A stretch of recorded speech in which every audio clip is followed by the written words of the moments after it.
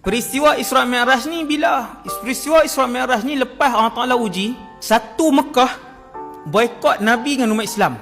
Siapa pun jangan jual, jangan cakap, jangan menikah, jangan berurusan dengan Muhammad dan semua ahli keluarga dia dan orang Islam.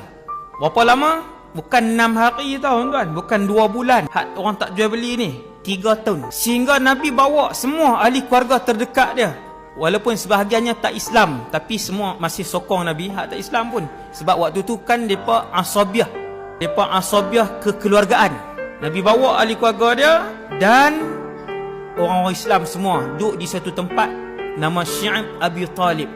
Habis 3 tahun, Nabi pun balik apa semua duduk balik dalam kota Mekah semua ni.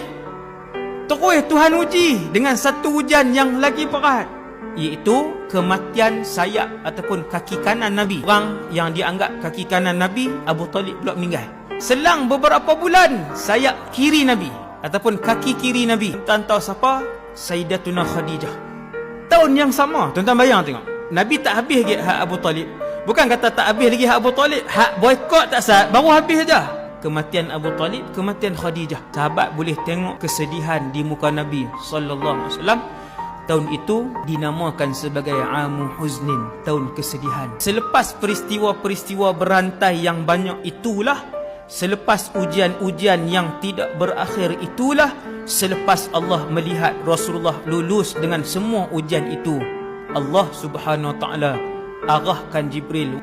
Wahai Jibril, turun, undang Muhammad dengan satu undangan khusus merentasi perjalanan langit. Perjalanan tu dinamakan Al-Isra wal Mi'raj.